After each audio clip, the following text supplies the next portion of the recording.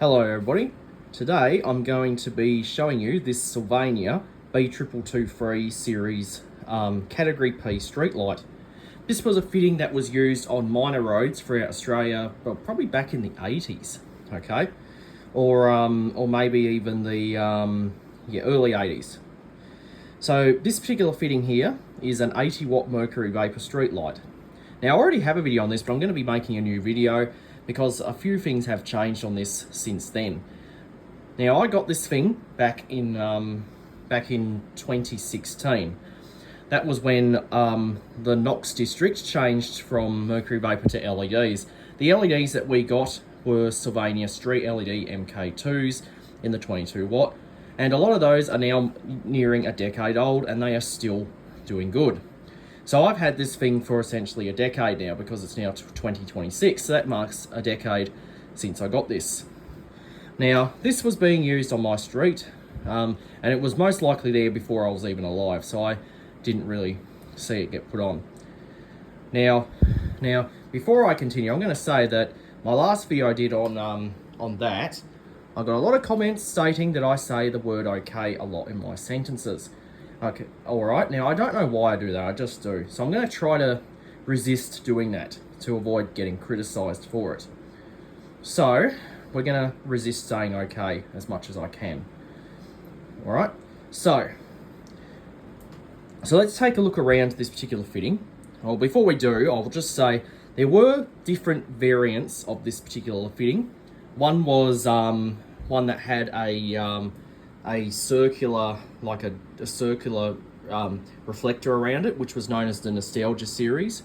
It had a round reflector like a donut around the head of it. So that was the Nostalgia series. I do believe there was one of these with an open diffuser where it didn't have, where it had an open like diffuser. Another variant was one that had a grey chassis. This one here, the chassis is black. So that's one version of it. So, alright, let's have a look around. So this particular fitting has an acrylic diffuser. And there was a variant of this which had the diffuser held on with stainless steel clips, very similar to what the Sylvania Urban has. But this one here, the diffuser is held on with a simple flat blade screw. So to get this off, you just need to undo this, then the diffuser will twist off, and then you can get to the globe. On the back here, we have our photoelectric cell. Now, this particular fitting has the photo cell on the side, as opposed to some other fittings which had them on the top or down the bottom. So this particular one here has it on the side. So to mount this fitting, I'll just quickly move it. To mount this fitting to the pole, you got two hex head screws. I believe they're an M8 sized thread. Okay, I believe these are an M8. Well, they could be an M6. I think they're M8. You just, what you do is you put your arm into this hole here, then you tighten these two bolts, and that will clamp the fitting to the pole. So pretty good little system there, and this was had the bolts up the top. Now there were other fittings that had this. I think this was probably the first, and the bolts on this are actually exposed as opposed to later fittings like the B2224 which had them concealed. Now this particular fitting here was the successor to the B Quad 2. The B Quad 2 was a completely different shape. It looked very similar to the Sylvania Urban, which came later, but it had a die-cast chassis and it had an aluminium reflector, and both of those were two separate pieces. Okay, but it did look very similar to the Sylvania Urban, which came later. So, the photo cell this particular fitting uses is known as a D2 type, okay? So what that is it looks like a fluorescent light starter. The difference is that it has an extra pin in the middle, and if you look inside there, you can see the receptacle. It looks almost similar to a fluorescent starter receptacle. The difference is that it has the extra hole, and there is also a little track in there that marries up with this little plastic notch on there, so you can only put this in one way, and I'll show you that. So you put it in, okay, give it a push, and then just twist it, and then it's locked in there.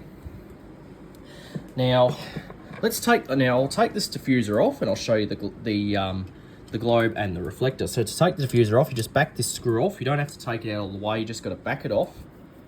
Then, just give the diffuser a twist, if it will. I might have to do this with both hands. I'll just put my phone down.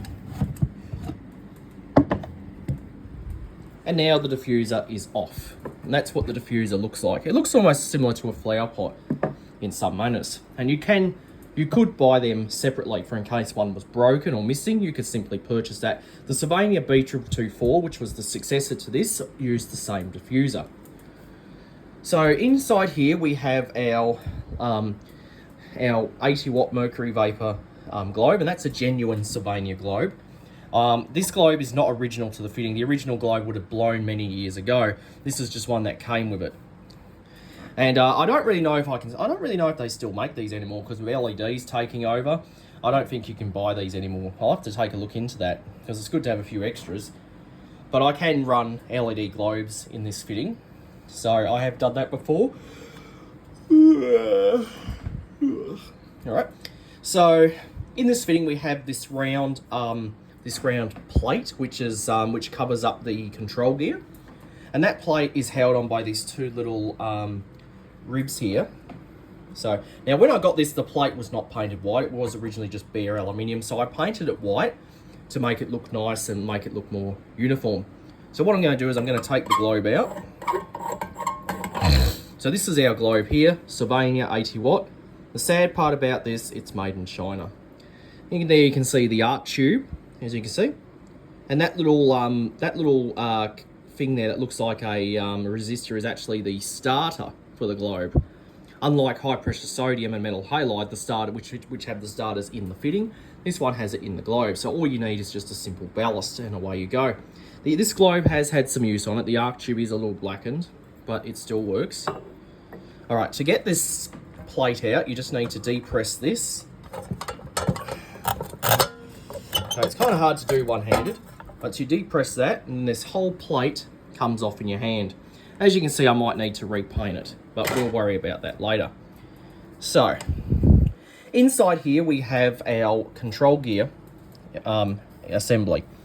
So we have our ballast. This is an 80 watt mercury vapor ballast, as you can see. Inside here we have the E27 socket, which is just a screw socket. We also have the photocell receptacle, and there's also has this spacer in here as well. Over here we have our terminal block, and apparently it looks like the screw in there has gotten a bit corroded, because I did replace some of the screws in this fitting with stainless steel marine grade because they won't corrode. Looks like I didn't do these two here. I might have to do them because they're corroded pretty badly. There are other mounts and stuff for if you're using high pressure sodium gear. You can have a different ballast in there, and maybe even somewhere to mount a starter or a capacitor. So here we have our earthing connection right there, so that's the earth wire, and we have our blue wire, which is our neutral, and we have our brown wire, which is our live. So the wires, two wires here go into the sockets, they go to the globe. There's the wires here which go to the photocell receptacle and into the ballast, and then of course we have the mains lead which is coming in through there. So that's pretty much all there is inside this housing, and there is also a rubber seal around here as well to keep water out. Alright, so let's put this thing back together. To put the plate back in, I simply just line it up with the tabs like that, and then the plate of course locks in. To put the globe in, simply just screw it in, okay, and being careful that you don't cross thread it, because you don't want to cross thread the globe, because that wouldn't be very good. And now to put the diffuser back on, okay, you can only put the diffuser on one way. If you look at this diffuser, you'll see it has this little part here. You want that to be facing this side. So you want that to be facing away from the arm, okay? So you put that on there. Oh, hang on. I think I got that wrong. Let me just...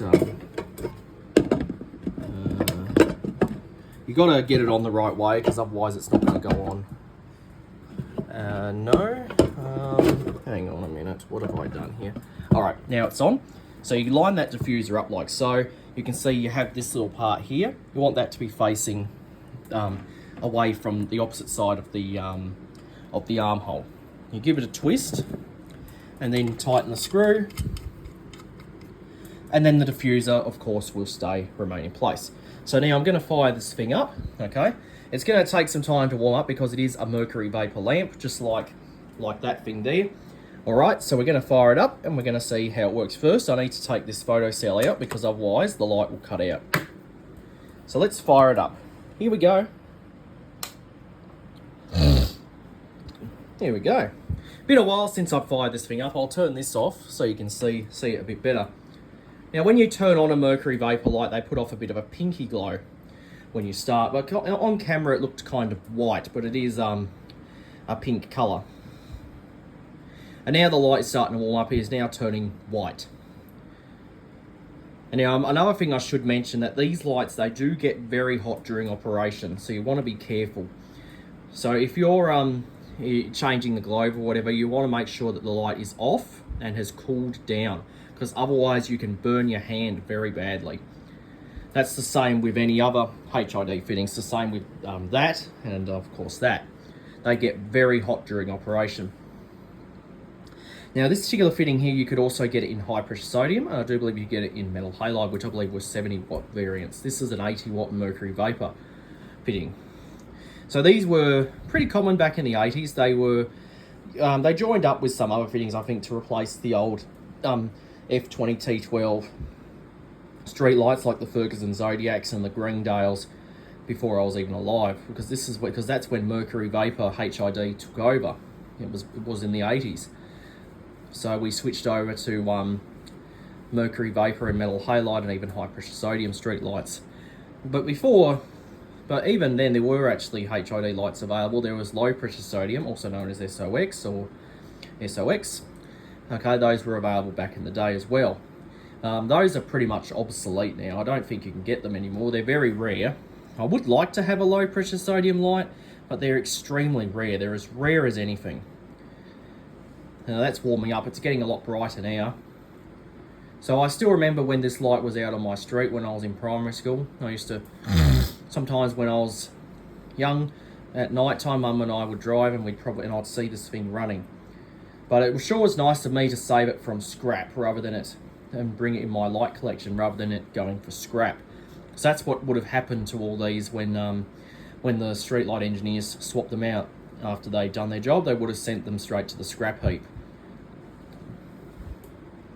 And some of the streetlight engineers would probably keep a few of these, as probably for historical sake, and a lot of the streetlight collectors have a few of these as well. So the B2223, one of the kind of cool streetlight used in Australia. You would find these in caravan parks, public places. It's not just roads, it's used in a lot of things. Even schools use these and all that. It is getting bright, and I think it's nearing full brightness, and it puts off a good amount of light for an 80 watt mercury vapour lamp, as opposed to a Sylvania street LED, which is a lot brighter. This thing, street LED would definitely beat this thing. And all the street LEDs, when they swapped them over, there was a big difference when we went up the street at night. The street was a lot brighter, and the street LEDs are neutral white. This is more of a, I think it's kind of like a neutral white, or more of a cool white, or even a daylight colour.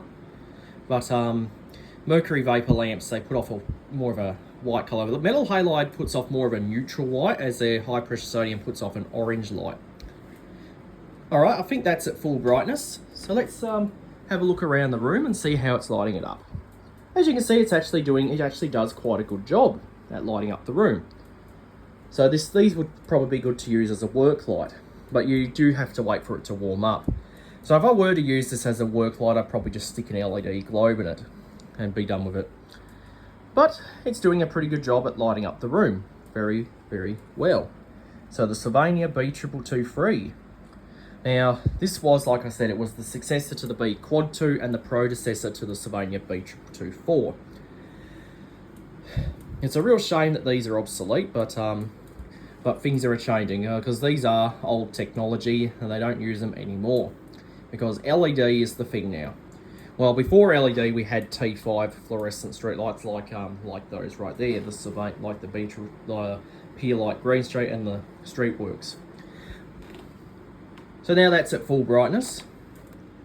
Yeah, it is getting hot. I can feel the heat on the diffuser. This thing is getting very hot. Because of course these things, HID lights, they get really hot. But they do a good job. So yeah, so that is a Sylvania B2223 series street light, category P, made in Australia and probably even used in New Zealand. So now now we'll watch it turn off. Here we go. And that is essentially all there is to this fitting. So that is the Sylvania B2223 series street light. Hope you enjoyed, and that will be it.